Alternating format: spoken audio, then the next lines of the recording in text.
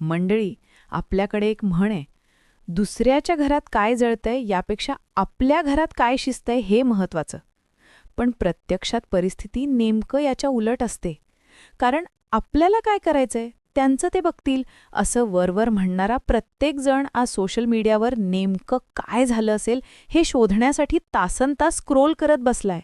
आणि त्यात आपली जनरेशन तर CIDच्या दया दरवाजा तोड दो पेक्षा क्राईम पेट्रोलच्या सतर्क रहे सावधान रहेवर मोठी झालेली असल्याने जिथे पोलिसांची नजर पोहोचत नाही तिथे आपल्या नेटकऱ्यांची थिअरीज पोहोचतात.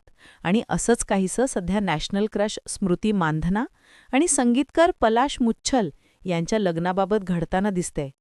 खरं तर हे लग्न म्हणजे फॅन्ससाठी एक सेलिब्रेशन होतं, पण रविवारी अचानक बातमी आली की लग्न पुढे ढकललं गेलंय.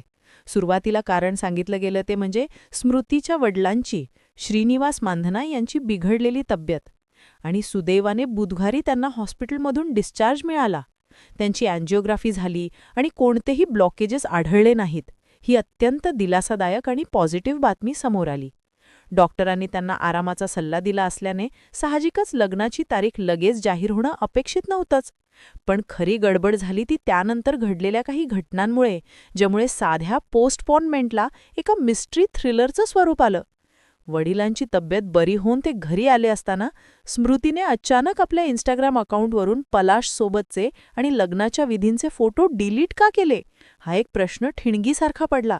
आणि त्यानंतर सोशल मीडियावर अफवांचा जो वणवा पेटला तो काही केल्या विझत नाहीये. ज्यात सगळ्यात जास्त हवा दिली ती कोरिओग्राफर आणि हॉस्पिटल ह्या 2 शब्दांनी.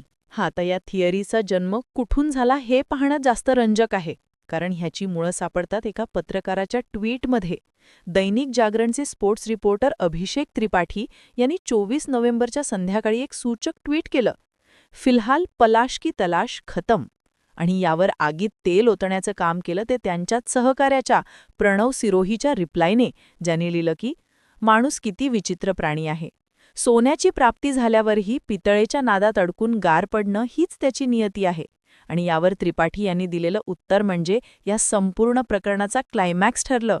ते म्हणाले, कोरियोग्राफर के साथ नेट प्रॅक्टिस की कोशिश खतरनाक साबित होती है. बस हे एक वाक्य आलं आणि सोशल मीडियावरच्या डिटेक्टिव्हजनी आपापल्या दुर्बिणी बाहेर काढल्या, कारण इथे थेट कोणाचंच नाव नव्हतं, पण इशारा स्पष्ट होता की लग्नाच्या संगीत समारंभात असं काहीतरी घडलंय ज्यामुळे नात्यात वितुष्ट आलंय. ह्या ट्विटला पुष्टी देणाऱ्या घटनाही एकामागोमाग एक घडल्या. एकीकडे होणारे सासरे ॲडमिट असताना दुसरीकडे नवरदेव पलाश मुच्छलला सुद्धा हॉस्पिटलमध्ये ॲडमिट करण्यात आलं. सुरुवातीला सांगण्यात आलं की हायपर ॲसिडिटी झालीये, मग बातमी आली की त्याला मुंबईला शिफ्ट केलंय. नंतर त्याच्या आईने सांगितलं की रडून रडून त्याला प्रचंड स्ट्रेस आलाय म्हणून ॲडमिट केलंय. आणि त्यातच त्याची बहीण पलक मुच्छल हॉस्पिटल बाहेर पापराझींच्या कॅमेऱ्यात कैद झाली. ह्या सगळ्या गोंधळात लोकांचा संशय बळावला की हे फक्त पित्त किंवा स्ट्रेस नसून काहीतरी मोठं घडलंय. ह्यात भर पडली ती मंगळवारी व्हायरल झालेल्या काही स्क्रीनशॉट्सची. मेरिडी कोस्टा नावाच्या एका इंस्टाग्राम अकाउंटवरून पलाशचे कथित चॅट्स व्हायरल झाले, ज्यात तो समोरच्या मुलीला आपण स्विमिंगला जाऊ, स्पाला जाऊ, माझं नातं आता संपल्यासारखं आहे, आपण आपली मुलं सेटअप करू असे मेसेज करत असल्याचा दावा केला गेला. आणि आश्चर्याची गोष्ट म्हणजे हे स्क्रीनशॉट्स व्हायरल होताच ते अकाउंट वाफेसारखं गायब झालं. लोक या मेरिडी कोस्टालाच ती कोरिओग्राफर समजू लागले, जिचा उल्लेख त्या पत्रकाराने केला होता. पण इथे फॅक्ट चेक करणं गरजेचं आहे की स्मृती आणि पलाशच्या लग्नात कोरिओग्राफीची जबाबदारी बॉलिवूडचे दिग्गज बॉस्को आणि सीझर यांच्याकडे होती. त्यामुळे ही मेरिडी कोणी खरी व्यक्ती होती की हे एखादं फेक अकाउंट होतं जे फक्त चिखलफेक करण्यासाठी बनवलं गेलं होतं, हे एक कोडच आहे.